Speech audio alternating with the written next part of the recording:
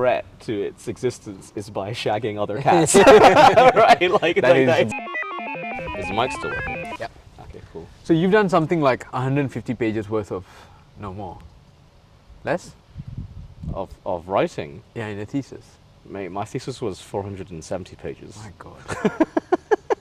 Okay, Kevin, so you should be able to do this. Yeah. 470 something pages. Yeah. Synthesize it.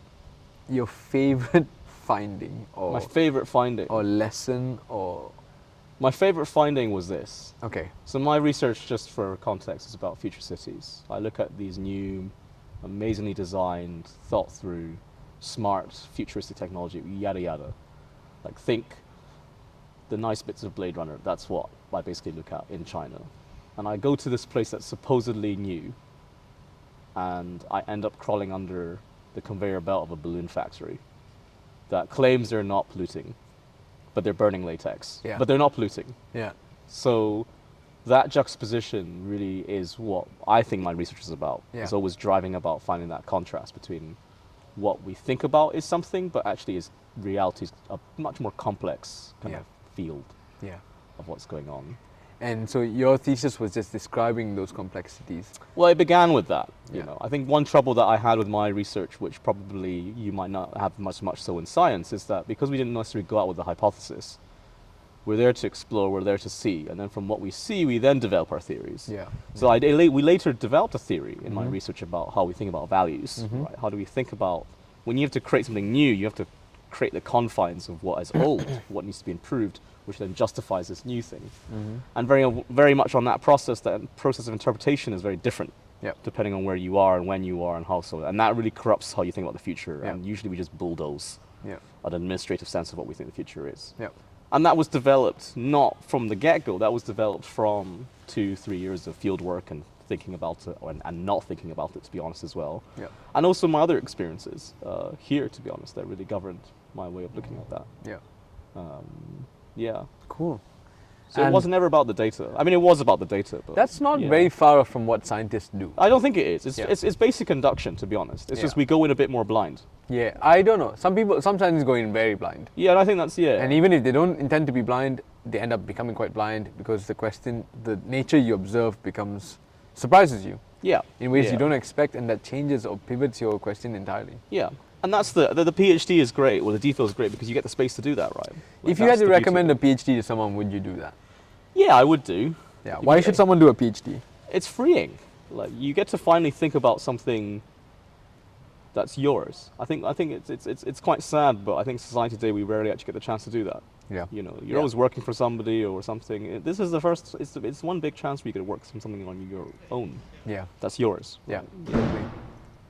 Yeah. Totally agree with you. I mean, do you not feel? Well, I've wondered. Do you not worry that once you've done the PhD, because this has always been on my mind now, is that now I've finished this PhD, and you've talked to older professors, and they always say this, like they're always like, oh, it's the last time you'll be free, Yeah. and it's Yeah, always yeah. like, great.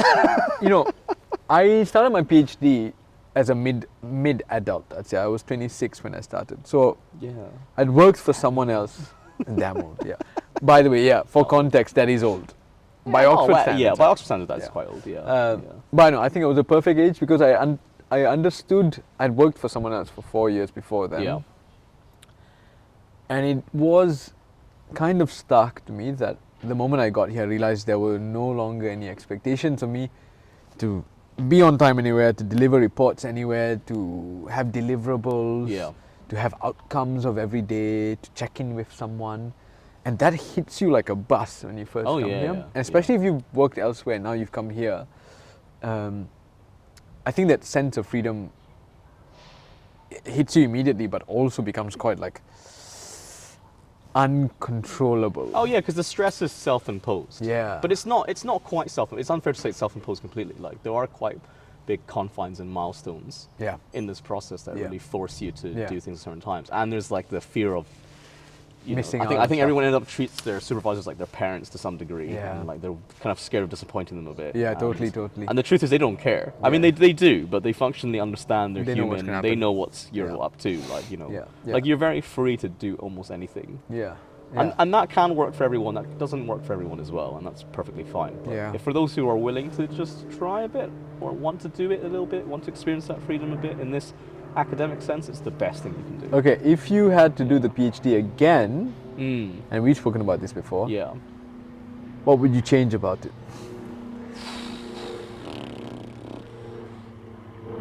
I wouldn't have gone to Oxford Retreat.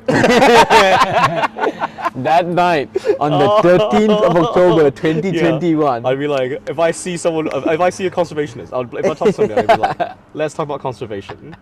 I'd be like, I know where I'm this out. is going. I'm I'm out. busy. Sorry, I Save suddenly. myself Oh, mom! 4 years Oh, of my mom's hurt. calling. Oh no, mom, I'm on TV. Bye. That our first conversation about conservation, you immediately took the opportunity to diminish the whole field and say it's not real, because the thing we're trying to conserve is the Scottish wild cat, which you said is actually a domestic cat, and therefore it's a complete lie. Well, that's not what I quite said. I said I find it a bit, depressing, futile, when a certain species, i.e. the Scottish wildcat, biggest threat to its existence is by shagging other cats. Right? That is a depressing existence.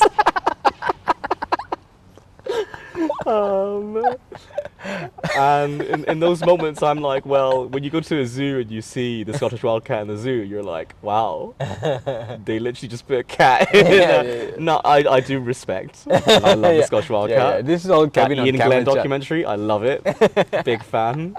But oh my. Okay, let's go back to it. Yeah. What would you change? What would I change? Legitimately change? I probably wouldn't be as scared of kind of just like running off more, to be honest. What? Name a place, name a time, name a thing you wish you did. So I think there were many chances that I could have like gone visited friends from other walks of life that I didn't quite do. I think this might be an Oxford thing, but I think this is a PhD thing in general. I think there's a lot of chances where, because there's no real conditions to what you do and when you do it, you can just disappear. You can, yeah. And some people are doing it really well that I know of now. For example, Jack. Yeah. Jack Lilcott. Jack, Give it a little little shout to him. But like, he seems to be going off everywhere. And like, I really kind of regret not doing that a bit more, or at least bouncing out a bit more. Yeah. Like I could have. I mean, to be honest, I started teaching during terms. Yeah. And then I used that as a reason to be like, oh, I Guess can't I really can't go leave. anywhere now. Yeah, which is not true. I could have. Yeah. I mean, if I did it again, I probably still wouldn't have gone anywhere. Like, it's not my nature to run off that easily. But I would have definitely at least been like, oh, I've got 4 days that I can just go to Spain. Yeah, let's go.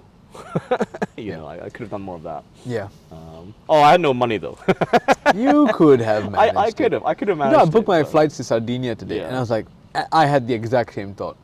Why has it taken me this long Yeah, to book this flight yeah. and go there? I mean, going to Venice and Edinburgh and doing that turnaround last week, Yeah. I was like, I could have done. Why did I not do this? Yeah. And I did do it once and twice anyway. And Yeah. each time I came back and I was like, before going on those trips, I went to Corsica in July. Yeah. During the middle of my write-up, which was at the time not a good idea. Yeah. I mean, for my write-up, it was a bad idea, but Yeah. for my life, it was a great idea. I Yeah. go spend time with some of my best friends in London. Yeah. But the run-up to that, I was just so depressed Yeah. because I was just like, I felt so guilty. For doing it.